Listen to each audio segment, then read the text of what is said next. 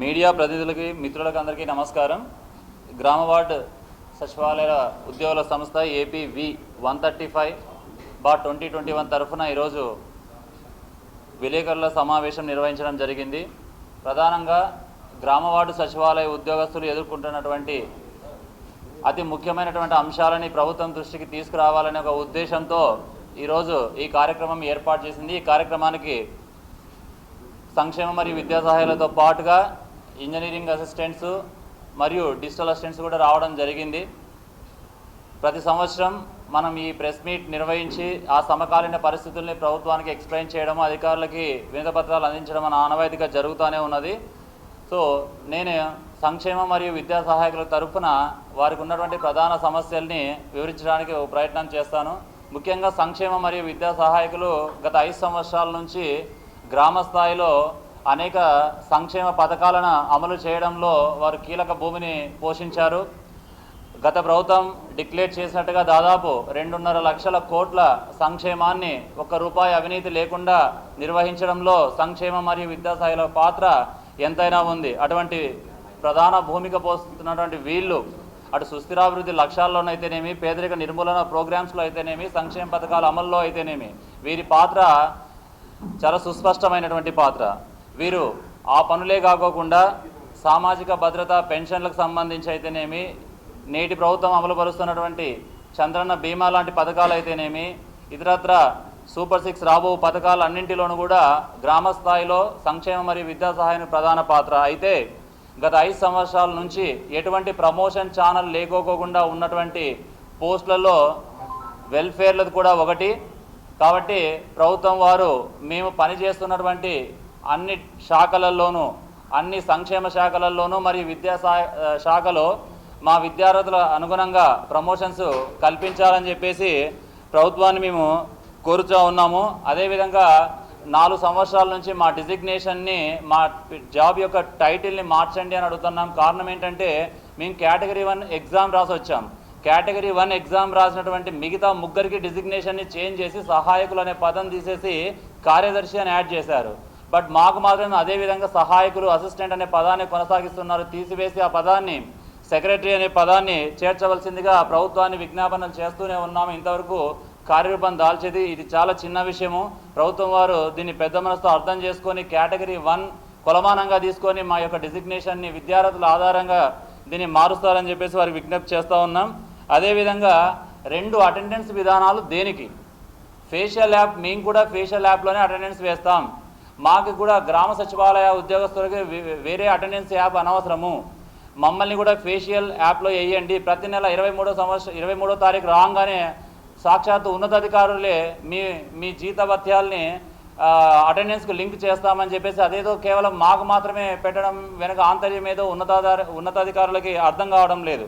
అందువల్ల మాకు కూడా అందరి అధికారుల్లాగా, ఉద్యోగస్తుల్లాగా ఒకే ఫేషియల్ అటెండెన్స్ విధానం తీసుకొచ్చి అందరం ఒక్కటే అనే భావన తప్పకుండా కలిగించాలి. 5 ఏళ్ళు అయిపోతుంది, ఏంటి వివక్ష అనేది మేము సుస్పష్టంగా అడగాలని ప్రయత్నం చేస్తూ ఉన్నాం. తర్వాత సంక్షేమ మరియు విద్యా సహాయకులు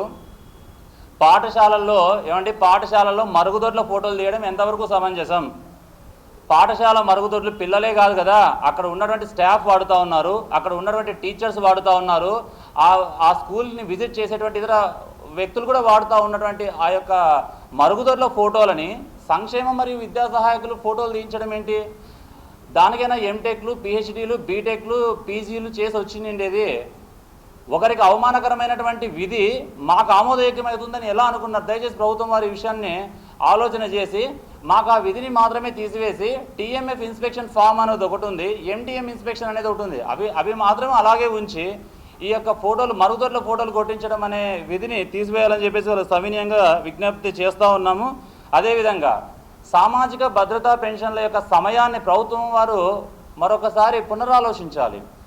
8ంటికి సామాజిక భద్రతా పెన్షన్ల పంపిణీని కొనసాగించాలని చెప్పేసి సంక్షేమ మరియు విద్యా సహాయకుల తరఫున ప్రభుత్వాన్ని విజ్ఞప్తి చేస్తున్నాం. ఇది మిక్కిలి విజ్ఞప్తి. ఉదయం 6ంటికి స్టార్ట్ చేయాలంటే ఏ 4ంటికో 3ంటికో లేయాలి, ఏ 3ంటికో 4ంటికో లేచి గ్రామ స్థాయిలో మొదటి లబ్ధిదారు యొక్క ఇంటి తలుపును 6ంటికి కొట్టాలి. చాలామంది ప్రతి నెల యాక్సిడెంట్లకి చిమ్మ చీకట్లలో యాక్సిడెంట్లకు లోనయ్యి వాళ్ళు ప్రాణాలు కోల్పోయిన సందర్భాలు ఉన్నాయి, కాలు విరగొట్టుకున్న సందర్భాలు ఉన్నాయి. వీళ్ళందరికీ చాకరీ ఎవరు చేస్తున్నారంటే ఇంట్లో వాళ్ళ భర్తనో భార్యనో చేస్తున్నారో తప్ప మనం కాదు కదా. సదుద్దేశంతో ఆలోచించి 8 గంటలు అనేది సరైన సమయము. మేము కూడా 6 గంటలకు లేచి బయలుదేరి 8 గంటలకంతా విలేజెస్కి చేరుకోవడానికి ఎంత మారుమూల ప్రాంతాలకైనా ఆటోలలో, బైక్లలో, ఇతరత్ర రవాణా సౌకర్యాలన్నీ ఉపయోగించుకొని 8ంటికి అయితే తప్పకుండా బాగుంటుంది. గతంలో ఎలాగ జరిగిందంటే గతంలో 5 రోజుల పంపిణీ కార్యక్రమం ఇది. గతంలో 5 రోజులు అదే ఊర్లో ఉన్నటువంటి అదే వీధిలో ఉన్నటువంటి వాలంటీర్ ద్వారా జరుగుతూ ఉండేది. ఇప్పుడు సాక్షాత్తు కలెక్టర్ గారి దగ్గర నుంచి మా స్థాయి వరకు అందరూ ఇన్వాల్వ్ అవుతున్నాం కాబట్టి 8 నుంచి ఈ ప్రోగ్రామ్ని పెడితే బాగుంటుంది అనేది మా 1,00,000 మంది ఉద్యోగస్తుల తరఫున ఒక ప్రధానమైన విజ్ఞప్తి. దయచేసి పెద్ద మనసుతో ప్రభుత్వం దీని గురించి ఆలోచిస్తుందని చెప్పేసి కోరుతూ ఉన్నాం. అదేవిధంగా ఇంటింటికి తిరిగి సర్వేలు చేస్తూ ఉన్నాం. ఈ సర్వేలు చేయడం మాకేం ఇబ్బంది ఏం లేదు. ఎన్ని సర్వేలైనా చేస్తాం, మంచి క్వాలిటీ అవుట్పుట్ ఇస్తాం, అందుకే మేము ఉన్నాం. అయితే టార్గెట్లు ఏంటి? మొదటి రోజు ఇంత పర్సెంటేజ్ కావాలి, మొదటి గంటకే ఇంత పర్సెంటేజ్ కావాలి. గవర్నమెంట్ ఒక వారం టైం ఇస్తే అధికారులు దాన్ని 2 రోజులు కుదించడము, మండల అధికారులు దాన్ని 1 రోజుకే కుదించడము, గ్రామస్థాయి అధికారులు అర్ధ రోజు కుదించడము, మా వరకు వచ్చేసరికి గంటకే అయిపోవాలి. అదే సాక్షాత్తు ముఖ్యమంత్రి గారు వారం అని టైం చెప్తారు కొన్ని సర్వేలు. అది కాస్త ఆయన వారం అంటే మా దృష్టిలో 7 గంటల కింద వచ్చేస్తూ ఉంది ఇక్కడికి వచ్చేతలకే. దయచేసి ప్రభుత్వం వారు ఏదైతే నియమ నిబంధనలు సమయ సారణిని ఇస్తారో ఆ ప్రకారమే మాకు ఉండాలి. అంతే తప్ప తీవ్రమైన ఒత్తిళ్లకు గురి చేసి క్వాలిటీ లేకోకుండా సర్వేలు ఇవన్నీ వచ్చే ప్రమాదం ఉంది. కాబట్టి దయచేసి ఉన్నతాధికారులందరూ ఈ విషయం పైన ప్రభుత్వం ఏ నిబంధనలు విధిస్తే సమయం పైన ఆ నిబంధనలే మాకు ఇవ్వాలని చెప్పేసి కూడా ప్రత్యేకంగా కోరుతున్నాం. తర్వాత సంక్షేమ మరియు విద్యా సహాయకుల పైన మల్టిపుల్ బాసిజం అనేది ఉంది. ఉదాహరణకి ఇప్పుడు ఈ ప్రజెంట్ సందర్భంలో చూసుకుంటే మేము అట్ ఏ టైం ఎంపీడీఓ గారు చెప్పినటువంటి పని, ఇటు సాంఘిక సంక్షేమ శాఖ చెప్పిన పని, అటు ఎంఆర్ఓ గారు చెప్పినటువంటి పని, ఇతరత్ర అధికారులు చెప్పినటువంటి పని ఒకే సమయంలో వేస్తే మేము ఒకరమే కదా, ఒక ఫోనే కదా మా దగ్గర ఉండేది. అట్ ఏ టైం ఎలా పని చేయగలుగుతాము? ప్రతి సందర్భంలోనూ ఇదే. అందువల్ల మాకి మల్టిపుల్ బాసిజం వద్దు. ఏ పని అయినా కూడా ఒకే ఒక అధికారి నుంచి రావాలి మాకి. అప్పుడు ఆ అధికారికి కూడా ఆ శాఖ కూడా ఒక క్లారిటీ ఉంటుంది. వీళ్ళు రైట్ నౌ ఈ పని చేస్తూ ఉన్నారు, ఈ పని అయిపోయినాక ఇంకో పని పెట్టాలని చెప్పేసి. అందువల్ల మీ ప్రభుత్వం చేసే విజ్ఞప్తి ఏంటంటే ఖచ్చితంగా మా లైన్ డిపార్ట్మెంట్ అంటూ ఒకటి ఉంది. మా లైన్ డిపార్ట్మెంట్కి సంబంధించి ఈ పనులన్నీ లైన్ డిపార్ట్మెంట్కి అప్పచెప్పేసి డీడీఓ పవర్ కూడా మాకు జీతం పెట్టేది మరొక అధికారి. ఇక్కడ విచిత్రము, ఆ జీతం పెట్టడానికి కూడా ఒక గెజిటెడ్ అధికారికి కనీసం అంటే మండల స్థాయి అధికారి ఎంపీడీఓ గారికో లేదా మా మాతృశాఖకు అప్పచెప్పినట్లయితే అది ఇంకా వెసులుబాటు ఉంటుంది. అటు ప్రమోషన్ ఛానల్ లేకపోవడానికి, మాతృశాఖకు మేము దూరం అవడానికి కూడా, ఈ గ్యాప్ రావడానికి కూడా ఇది ఒక ప్రధానమైనటువంటి కారణం. మరి 5 సంవత్సరాలు గడిచింది. మొదటి 2 సంవత్సరాలు మేము 15,000కు రిక్రూట్ అయ్యాం. అది కాస్త 2 సంవత్సరాల 9 నెలలు అయ్యింది. ఆ 9 నెలల కాలానికి అరియర్స్ లేదు. గత ప్రభుత్వాన్ని అడిగి విసిగిపోయాము. ప్రస్తుత ప్రభుత్వాన్ని కూడా అడుగుతూ ఉన్నాము. దయచేసి మా 9 నెలల అరియర్స్ గతంలో టీచర్స్కి ఏ రకంగా అయితే నోషనల్ ఇంక్రిమెంట్స్ ఇష్యూ చేశారో ఆ రకంగా మాకు కూడా ఇష్యూ చేయాలి. అదేవిధంగా 2 నెలల ప్రొబేషన్, 2 సంవత్సరాలకి ప్రొబేషన్ కాలానికి కూడా మాకు నోషనల్ ఇంక్రిమెంట్ ఇంతవరకు కూడా లేవు. ఇవన్నీ కూడా పెద్ద మనసుతో చేసుకోవాలి. ఏదేమైనప్పటికీ కూడా ఎన్ని సర్వేలు కానీ ఎన్ని పనులు కానీ ఈ విషయంలో చాలా శ్రద్ధాశక్తులతో 100% రిజల్ట్ వచ్చే విధంగా సంక్షేమ మరియు విద్యా సహాయకులు వారి యొక్క పాత్రను నిర్వహిస్తారు. అన్నిటిలోనూ క్వాలిటీ అవుట్పుట్ వచ్చే విధంగా గతం కంటే మెరుగ్గా ఇంకా కొత్తదనంతో పనిచేయడానికి సంపూర్ణంగా సిద్ధహస్తులే. కానీ ఈ ఒత్తిళ్లకు దూరం చేయండి.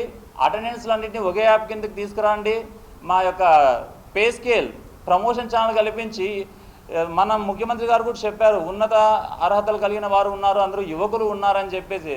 సార్ మాకు ఇంకా 10వ తరగతి క్వాలిఫికేషన్తో ఉన్నటువంటి రికార్డ్ అసిస్టెంట్ కంటే దిగువన పే స్కేల్ సార్. కొంతమంది మీడియా మిత్రులకు కూడా నేను తెలియపరచుకుంటున్నాను, మాది రికార్డ్ అసిస్టెంట్ పే స్కేల్ కూడా కాదు సార్, ఉన్నదే చెప్పుకుంటున్నాము. అంతకంటే దిగువ స్థాయిలో ఉన్నటువంటి పే స్కేల్ మాది.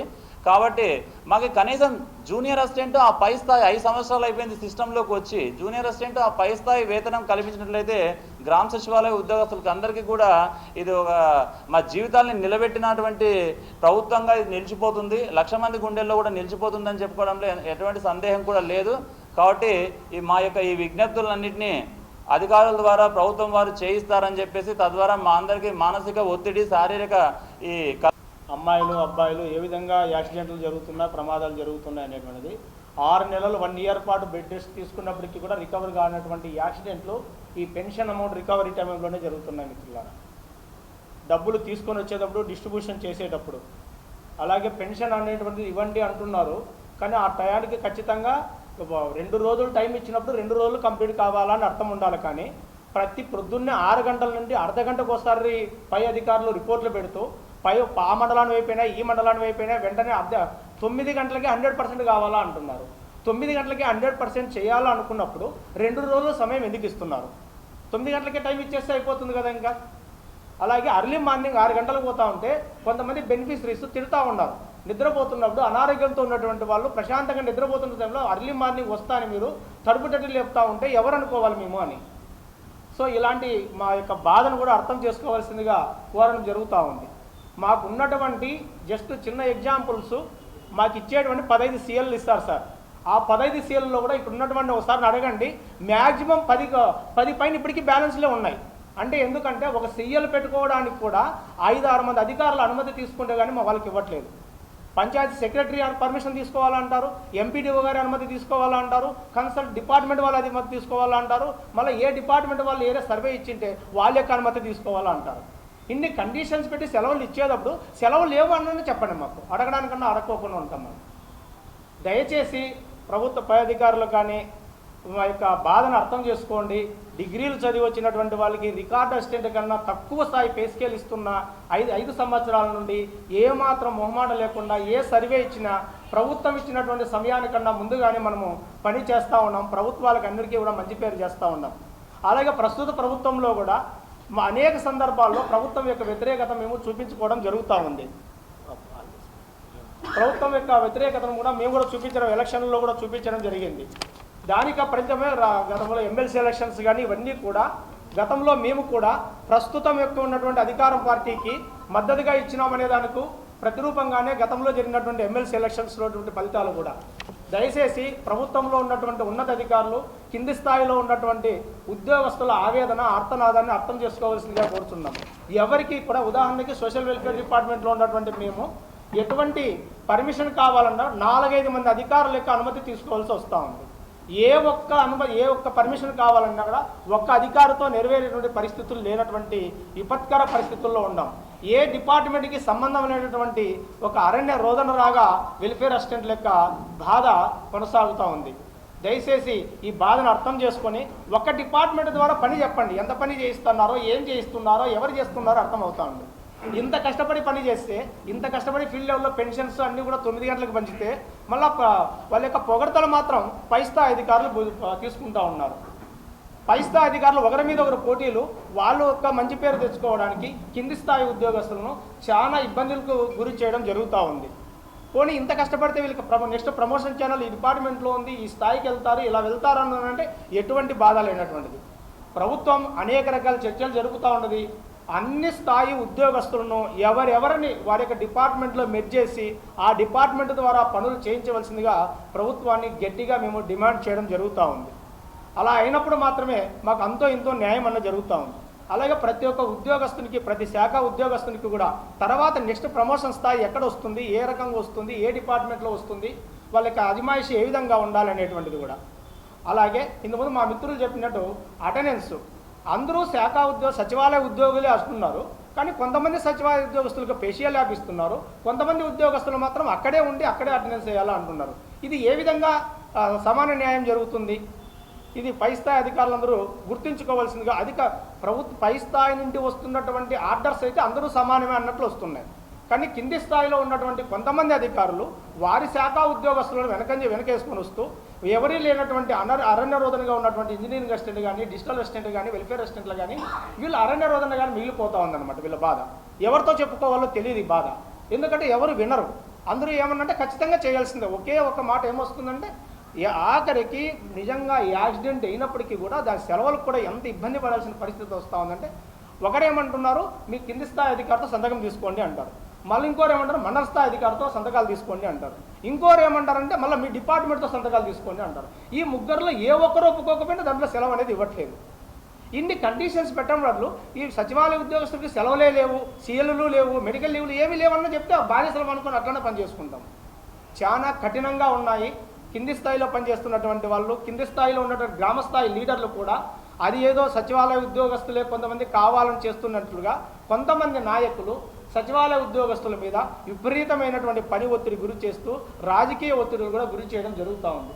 దయచేసి పై స్థాయిలో ఉన్నటువంటి నాయకులు ఎవరైనా సరే అంటే ప్రభుత్వ అధికారులు కానీ లేదా ముఖ్యమంత్రి స్థాయి వ్యక్తులు కానీ ఇందులో చర్యలు తీసుకొని తగిన చర్యలు తీసుకోవాల్సిందిగా కోరుచు ఇందుతో ముగిస్తున్నాను. నా పేరు వచ్చేసి సల్మాన్ బాషా. నేను వచ్చేసి అసోసియేషన్ ఆఫ్ సెక్రటరియట్స్ ఇంజనీర్స్ అంటే ఇంజనీరింగ్ అసిస్టెంట్స్ విభాగానికి స్టేట్ కార్యవర్గ సభ్యుడిని. సో మొదటగా వచ్చేసి మేము ఇంజనీరింగ్ అసిస్టెంట్లు 2019లో రిక్రూట్మెంట్లో జాయిన్ అయినాము. సో అప్పుడు వచ్చేసి మాది వచ్చేసి కన్సాలిడేట్ పే ఇచ్చారు. సో కన్సాలిడేట్ పే తర్వాత 2 ఇయర్స్లో మాకు ప్రొబేషన్ డిక్లేర్ చేయాలి. అలా కాకుండా 9 మంత్స్ డిలే చేయడం జరిగింది. సో అలా అని చెప్పేసి మేము కష్టపడి గవర్నమెంట్కి మంచి పేరు తెప్పించాలనే ఉద్దేశంతో ఎక్కడే కానీ చెడ్డ పేరు రాకుండా కష్టపడి పనిచేసాము. సో మొదటగా వచ్చేసి మా జాబ్ చార్ట్లో వచ్చేసి మేము పంచాయతీరాజ్ ఇంజనీరింగ్ డిపార్ట్మెంట్కు, రూరల్ వాటర్ సప్లై డిపార్ట్మెంట్కు, సర్వశిక్ష అభియాన్ ఆ ప్రభుత్వంలో నాడు నేడు ప్రోగ్రామ్స్ చేశాము. అదేవిధంగా మైనర్ ఇరిగేషన్ డిపార్ట్మెంట్లో కూడా చాలా పని చేశాము. సో అదేవిధంగా హౌసింగ్ డిపార్ట్మెంట్లో కూడా చేశాము. సో ఇప్పుడు మేజర్గా మాకు ఇష్యూ ఏమంటే ఈరోజు ఒక డిపార్ట్మెంట్ పని చెప్తే ఇంకో డిపార్ట్మెంట్ మాకు వారికి కన్సర్న్ లేకుండా 4 డిపార్ట్మెంట్లు అట్ ఏ టైం పని చెప్పడం. సో మా పని మొదటి చేయాలంటే మా పని మొదటి చేయాలనడం. సో మాకు కాస్త సమయం ఇవ్వాలన్నా కూడా ఇవ్వట్లేదు. ఇవ్వకుండా టార్గెట్స్ అచీవ్ అవ్వమంటున్నారు. ఇప్పుడు ప్రస్తుతం ఉన్న ఈ ప్రభుత్వంలో పల్లె పండుగ ప్రోగ్రాం చాలా ప్రతిష్టాత్మకంగా తీసుకున్నారు. సో ఈ పల్లె పండుగ ప్రోగ్రామ్ని మేము నిర్వహించాలంటే ఈ ప్రభుత్వంలో నాన్ టెక్నికల్ వర్క్స్ని ఇదే సమయంలో మీరు నాన్ టెక్నికల్ వర్క్స్ కూడా అంటే సర్వేలను కూడా ఇప్పుడు ప్రస్తుతం సర్వేలు కండక్ట్ చేస్తున్నారు. సో మేము రోడ్డు దగ్గర ఉండాలా లేదా సర్వేస్ చేయాలా? రోడ్డు దగ్గర ఉండకపోతే ప్రభుత్వం ఇచ్చిన ప్రతిష్టాత్మకమైన పల్లె పండుగ ప్రోగ్రాం యొక్క నాణ్యత కోల్పోతాము. సో దానికి మేమే బాధ్యులవుతాం. ఎందుకంటే ఏదైతే రోడ్డు వేస్తామో ఆ రోడ్డుకు సంబంధించి ఎంబుక్ రికార్డింగ్ కూడా మేమే బాధ్యులవుతాం. సో మొదటగా విజిలెన్స్ అండ్ ఎంక్వైరీ వాళ్ళు ఏదైనా వస్తే అది మొదటగా మా మీదే యాక్షన్ తీసుకుంటారు. సో అందుకోసం మా మీద నాన్ టెక్నికల్ వర్క్స్ ఒక ఒత్తిడిని తగ్గించాలని, అదేవిధంగా టార్గెట్ బేస్డ్ సిస్టమ్ని తగ్గించాలని ప్రభుత్వాన్ని కోరుతున్నాం. సో ఇంకొక విషయం ఏమంటే టార్గెట్ బేస్డ్ సిస్టమ్ని తగ్గించాలని కోరుకుంటున్నాము. ఇంకొకటి వచ్చేసి ఇప్పుడు ప్రస్తుతం engineering assistants Panchayati Raj engineering departments, RWS డిపార్ట్మెంట్స్లో ఎఫ్ఏసీలుగా అంటే ఫుల్ అడిషనల్ ఛార్జెస్గా ఏఈస్గా మేము కొంతమంది చేస్తున్నారు. సో వారికి ఎటువంటి అలవెన్స్లు ఇవ్వడం లేదు. సో వారికి ఇచ్చిన బాధ్యతను కూడా చాలా చక్కగా నిర్వర్తిస్తున్నారు. అదేవిధంగా మాకి ప్రతి డిపార్ట్మెంట్లోనూ డిపార్ట్మెంటలైజేషన్ ఇప్పుడు పంచాయతీరాజ్ ఇంజనీరింగ్ డిపార్ట్మెంట్లో చాలా ఖాళీలు ఉన్నాయి, ఆర్డబ్ల్యూఎస్ డిపార్ట్మెంట్లో చాలా ఖాళీలు ఉన్నాయి, మైనర్ ఇరిగేషన్ డిపార్ట్మెంట్లో చాలా ఖాళీలు ఉన్నాయి. సో ఇలాంటి హౌసింగ్ డిపార్ట్మెంట్లో చాలా ఖాళీలు ఉన్నాయి. సో రాబోయే 2 సంవత్సరాల్లో కూడా చాలామంది మా పై అధికారులు రిటైర్ అవుతున్నారు. సో ఈ తరుణంలో మేము పనిచేసేటువంటి డిపార్ట్మెంట్స్లో మాకు ప్రమోషన్ ఛానల్ కల్పించాలని, మా ఉద్యోగ భద్రతను కాపాడాలి, మా జీవితాలు మెరుగుపరిచేలాగా ప్రభుత్వం చర్యలు తీసుకోవాలని కోరుతున్నాను. మీడియా సోదరులందరికీ నమస్కారం. ముఖ్యంగా ఇక్కడ మనం సమావేశమైన బట్టి మీరు అబ్జర్వ్ చేసిన బట్టి మేము ఇక్కడ ప్రభుత్వంకి వ్యతిరేకంగా ఎక్కడ ఏం మాట్లాడట్లేదు. మా కడుపు కోతని మేము వ్యక్తం చేస్తున్నాము. మా బాధ అనేది మేము మీ ముందరకు అనేది పెడుతున్నాము. ప్రస్తుతం ప్రభుత్వం ఏదైతే ఉందో ఈ అస్తవ్యస్తమైన వ్యవస్థను గాడిలో పెడుతున్న ఈ ప్రభుత్వానికి మేము పూర్తి సహకారం అనేది అందిస్తాం. మా సచివాలయ వ్యవస్థ, సచివాలయ సిబ్బందితో నుంచి ప్రభుత్వానికి ఎటువంటి వ్యతిరేకత అనేది లేదు. మేము పూర్తి మద్దతు అనేది తెలుపుతాము. అండ్ అదేవిధంగా ప్రభుత్వం మా నుంచి అనేక పనులు ఏదైతే చేయించుకుంటుందో దీన్ని ఒక ప్రాపర్ ఎస్ఓపిని విడుదల చేసి ప్రాపర్ ప్రొసీజర్తో ట్రైనింగ్లు ఇచ్చి అండ్ ప్రజల్లో కూడా అవగాహన కల్పించి మన సర్వేలు చేపడితేగిన దీని ఫలితాలు అనేది స్పష్టంగా వస్తాయి. ప్రభుత్వం ఏదైతే సర్వేలు చేపడుతోందో ప్రజలలో అవగాహన కల్పించుకున్నట్టు డైరెక్ట్ మేము ప్రజల దగ్గరికి పంపిస్తామంటే ప్రజల నుంచి వ్యతిరేకత అనేది వస్తుంది. ప్రజల నుంచి సరైన ఇన్ఫర్మేషన్ రావట్లేదు. ప్రజలు ముందుగా అక్కడ మీడియాలో కానీ లేకపోతే టామ్ వేయించడం కానీ అట్లా ప్రజల్లో కూడా ఇట్లా ఉద్యోగస్తులు వస్తారు, ఇట్లా సర్వే చేస్తారు, వాళ్ళకి సహకరించండి అని ఒక ఇన్ఫర్మేషన్ అనేది ప్రభుత్వం తరఫు నుంచి పాస్ అయితే ప్రభుత్వం నిర్దేశించుకున్న ఫలితాలు అనేది మనం ఆశించవచ్చు.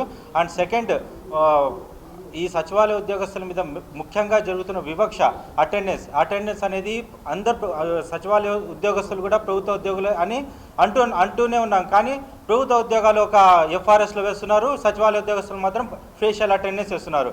ఈ సచివాలయ ఉద్యోగస్తులకి ప్రత్యేకంగా ఒక్కొక్క ఉద్యోగి పైన 9 పైసలు ఫేస్ యాప్ నిర్వహించినందుకు ఒక థర్డ్ పార్టీ కాంట్రాక్ట్ ఇచ్చి ఒక రోజుకి 11,000 రూపాయలు పే చేస్తున్నారు. అంటే దాదాపుగా ఒక సంవత్సరానికి 45 లక్షలు ఒక థర్డ్ పార్టీ కాంట్రాక్ట్ ఇచ్చి మా అటెండెన్స్ మీద ప్రభుత్వ ధనాన్ని ఖర్చు పెడుతూ మమ్మల్ని పొద్దున, మధ్యాహ్నం, సాయంత్రం 3 పూటలా వేస్తూ మా అటెండెన్స్లకి లింక్ అని అది అని మళ్ళీ మా ఫీల్డ్లోకి వెళ్ళినా కానీ అటెండెన్స్ చేసి వెళ్ళమంటారు. మండలం ఏదైనా మీటింగ్ అటెండ్ అయినా, జిల్లాలో మీటింగ్ అయినా ఊరికి వెళ్ళి అటెండెన్స్ చేసి రమ్మంటారు. ఈ వివక్ష ఎందుకు? మాకు కూడా ఎఫ్ఆర్ఎస్లో ఇస్తేగిన ప్రభుత్వానికి కూడా ప్రజాధనం మిగులుతుంది, మాకు కూడా అందరితో పాటు ఈక్వల్ అనే భావన వస్తుంది కదా. అండ్ సెకండ్, పంచాయతీరాజ్ డిపార్ట్మెంట్లో డిస్లెస్టెంట్ అనే వాళ్ళు రిక్రూట్ అయినా కూడా పంచాయతీరాజ్ డిపార్ట్మెంట్ ఈరోజు కూడా మమ్మల్ని తన డిపార్ట్మెంట్ వాళ్ళుగా చూడకుండా మమ్మల్ని ఒక సపరేట్ లాగా చూస్తుంది. అది కాకున్నట్టు మమ్మల్ని కూడా డిపార్ట్మెంట్ లాగా కన్సిడర్ చేసి మా బాధను కూడా అర్థం చేసుకొని మా సమస్యల్ని, మా కోఆపరేట్ని మాకు తగిన సహకారం అందిస్తూ మాకు త్వరితగతిన సీనియారిటీ లిస్ట్ కానీ, ప్రమోషన్ లిస్ట్ కానీ మాకు కల్పించవలసిందిగా మేము ఈ విధంగా మీ ద్వారా ప్రభుత్వానికి తెలియజేస్తున్నాం.